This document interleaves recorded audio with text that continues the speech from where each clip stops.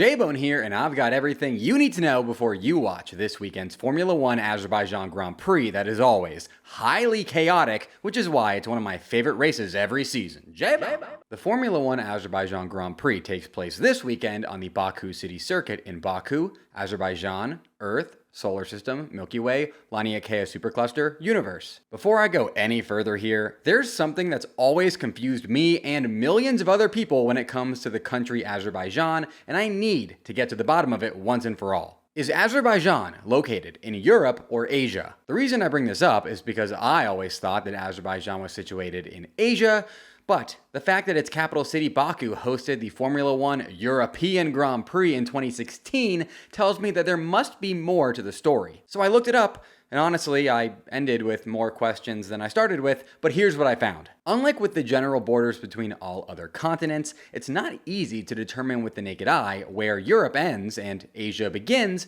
considering it's really all connected. In fact, I just found out from my friend Will Kapadia that the combined land masses of Europe and Asia, called Eurasia, is actually the largest continental area on Earth, and that some geographers even consider them one supercontinent instead of two separate continents. However, because it's generally agreed upon by elementary school teachers of geography around the world that there are 7 continents and that 2 of those are Europe and Asia, it then had to be decided where one started and the other began. And what I learned is that too is up for debate by geographers who apparently love disagreeing with each other, but that one of the generally agreed upon borders between Europe and Asia is the Caucasus Mountains that span from the Black Sea to the Caspian Sea. And what do you know? This mountain range runs right through northern Azerbaijan and ends right near the capital city of Baku, making Azerbaijan a transcontinental country located in both Europe and Asia. The more you know.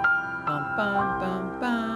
All that being said, I am not a geographer, so if I got anything wrong there, let me know in the comments. The 2024 Azerbaijan Grand Prix race weekend starts this Friday, September 13th, which will consist of free practices 1 and 2. Saturday, September 14th, will consist of free practice 3 and qualifying, and Sunday, September 15th, will consist of the Grand Prix. This weekend's race will mark the 7th running of the Azerbaijan Grand Prix, all of which have been held on the Baku City Circuit, which used to be cursed, but is not any longer as of last year. The Baku curse stated that a driver cannot win in Baku 2 separate times, which was the case for the first 6 years of F1 racing there, as the Baku City Circuit featured 6 different winners in a row, those winners being Nico Rosberg, Daniel Ricciardo, Lewis Hamilton, Valtteri Bottas, Checo Perez, and Max Verstappen. However, the curse was lifted at last year's 2023 Azerbaijan Grand Prix when Max Verstappen won the race and thus became the race's first multiple-time winner. And do you want to know the sad thing here?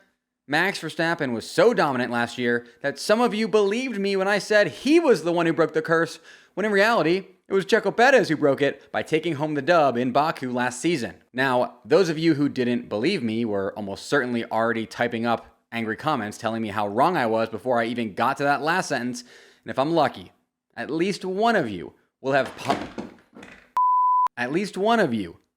paused the video and posted your comment before hearing this sentence, which would be pretty funny. Speaking of this thing I just knocked over, let me tell you, if there's a surefire way to wake up feeling fresh after a night of drinking, it's with pre-alcohol. ZBiotics Pre-Alcohol Probiotic Drink is the world's first genetically engineered probiotic. It was invented by PhD scientists to tackle rough mornings after drinking. Here's how it works. When you drink, alcohol gets converted into a toxic byproduct in the gut. It's this byproduct, not dehydration, that's to blame for your rough next day. Pre-alcohol produces an enzyme to break this byproduct down. Just remember to make ZBiotics your first drink of the night, drink responsibly, and you'll feel your best tomorrow. I seriously swear by this stuff. It's the real deal and J-Bone approved. I kept hearing about pre-alcohol and wondered what it was actually like. Now that I've tried it, I believe the hype, and with their GMO technology, they will release different products that help address toxic byproducts of modern living in the gut. Go to zbiotics.com/fbone to learn more and get 15% off your first order when you use code FBONE at checkout. ZBiotics is backed with a 100% money-back guarantee, so if you're unsatisfied for any reason, they'll refund your money, no questions asked. Remember to head to zbiotics.com/fbone and use the code FBONE at checkout for 15% off. Next up, here are 3 facts about the Formula 1 Azerbaijan Grand Prix's Baku City Circuit ahead of this weekend's race. Fact number 1, the Baku City Circuit played host to the fastest ever speed reached by a Formula 1 car during a Formula 1 session. That speed? 235 miles per hour or 378 kilometers an hour achieved by Valtteri Bottas during qualifying for the 2016 European Grand Prix as he went down Baku's incredibly long 1.4 mile or 2.2 kilometer long straight. Something even more wild than the top speed Valtteri reached is the fact that he set that all-time speed record in a Williams car that managed to not register a top 5 result during the race. Speed isn't everything, it's the only thing. Unless you're Williams, in which case it really is just the only thing they have going for them. Fact number 2, the Baku City Circuit's pit entry is the most dangerous pit entry in Formula 1. Now this is for 2 reasons. First, Baku's pit entry is situated right on the super long main straight, which is one of the fastest sections of any racetrack in the entire world. If something bad were to happen and say, I don't know, a driver experienced a tire blowout on the main straight and their car went left instead of right and then smashed into the pit entry barrier at over 200 miles an hour, it could lead to an all-time catastrophic F1 moment. The fact that Michael Masi does not believe this pit entry is dangerous should tell you everything you need to know about just how dangerous it truly is. Second, apparently they just open the Baku pit entry up to anybody to walk through even when Esteban Ocon still has a pit stop to make during the race, so people can just get absolutely smoked by an F1 car if they're walking across it. Remember that? That was insane. I can't believe that happened. In fact, number 3, almost all of the Baku City Circuit is located below sea level. Baku, Azerbaijan is the largest city in the world that's located below sea level, and it's the lowest altitude host city in F1. This actually has a non-zero impact on car performance, as the air in Baku is thus more dense, resulting in higher drag, improved engine performance, and some other random factors that I'm neither smart enough to understand nor qualified enough to explain. And yes, because Baku is located below sea level, there is a flood warning advisory in effect given how much drip Lewis and Joe will certainly be bringing to the Azerbaijani capital. Next up, here are your storylines to follow for this weekend's 2024 Azerbaijan Grand Prix. First, all eyes are on McLaren F1 team right now, for better and for worse. On the bright side, it's looking like this weekend in Baku will finally be the one where Red Bull are dethroned from the top of the World Constructors' Championship for the first time since 2022. McLaren only need to outscore Red Bull by 9 points at the Azerbaijan Grand Prix to steal Red Bull's spot atop the World Constructors' Championship standings, and considering they outscored Red Bull by 22 points at the last race, the Papayas should be leading F1's team championship here shortly if all goes as it should, which we all know we can't really bank on, but whatever. However, things aren't looking quite so bright when it comes to the other championship, the World Drivers' Championship. With 8 races remaining this season, Lando Norris trails Max Verstappen in the World Drivers' Championship by 62 points, a difference that would be a lot smaller if McLaren didn't make so many points-destroying mistakes mid-season. This points difference means that Lando needs to outscore Max by around 8 points per race weekend in order to catch him by season's end. Fortunately for Lando, he has a little help making up the difference due to the inclusion of this season's remaining sprint races, meaning Lando Norris is officially the first person to ever be thankful for F1 Sprint. It's crunch time for McLaren if they want to win both the Drivers' and Constructors' Championships this season, and if Lando cannot pull off the win in Baku this weekend with the fastest car on a circuit that heavily favors fast cars, then McLaren are officially the new Ferrari in terms of wasting a fast car with mistakes and mismanagement.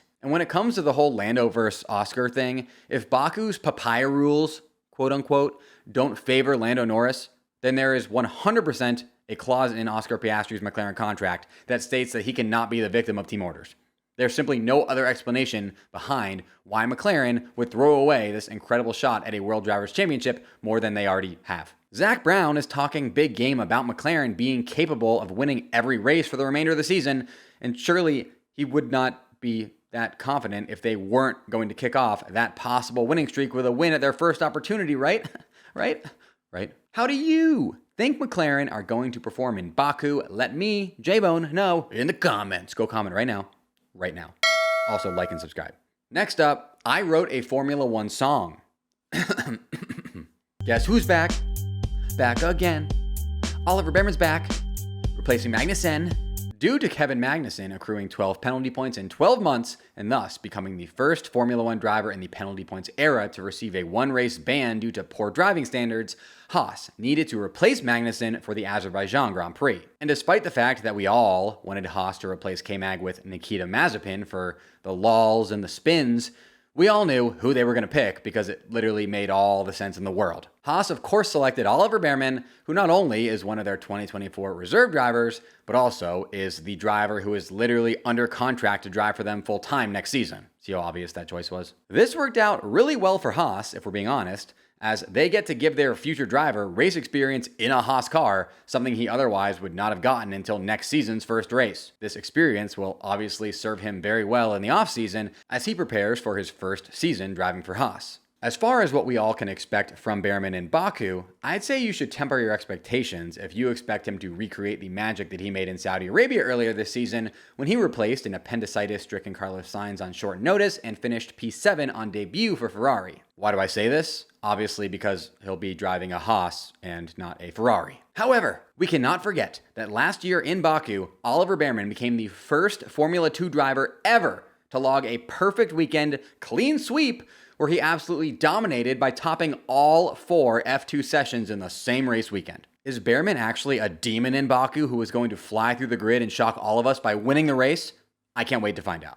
Additionally, is Checo Perez about to finally return to form at this weekend's Azerbaijan Grand Prix? I mean, if there's any circuit at which he's more likely than others to do it at, it's the Baku City circuit, right? It's the only circuit he's won at multiple times, and he's the winningest driver in the history of the circuit. Plus, he now sees Max struggling with the car as well and recognizes it's not just been a him problem all this time. Just saying, maybe this is the weekend where Checo gets his groove back. 1 in 5 of us has learn a new language on our bucket list. Not sure what's up with the other 4, but if you're that one, make this your year to finally learn a new language with Babbel. Speak like a whole new you with Babbel, the science-backed language learning app that gets you talking. Babbel's 10-minute lessons are quick, easy, and fun, and are handcrafted by over 200 language experts to get you talking your new language in as early as 3 weeks. Something I love about Babbel is that their tips and tools are grounded in the real-life stuff you'll actually need. Japan is my bucket list trip, and you know I'll be using Babbel hardcore before I go so I can learn real-life conversation skills such as ordering food and asking for directions. One study even found that using Babbel for 15 hours is equivalent to a full semester at college, and their courses are also backed by a 20-day money-back guarantee so you can try before you buy. Here's a special limited-time deal for our listeners. Right now, get up to 60% off your Babbel subscription, but only for our listeners, at babbel.com/fbone. Get up to 60% off at babbel.com/fbone, spelled BABBEL.com/fbone. Rules and restrictions may apply. Now, the moment you've all been waiting for. Here are my 3 bona fide race predictions for the 2024 F1 Azerbaijan Grand Prix that are all guaranteed to come true, or my name isn't J-Bone. Yes, I am currently sitting at 24 for 49 for the season with my predictions, which puts me below 50% for the first time in a long time, maybe ever, I don't know. But we're about to go right back above 50% with these 3 banger predictions, so let's just dive right in. My first Azerbaijan Grand Prix race prediction is that Lando Norris will win the Azerbaijan Grand Prix.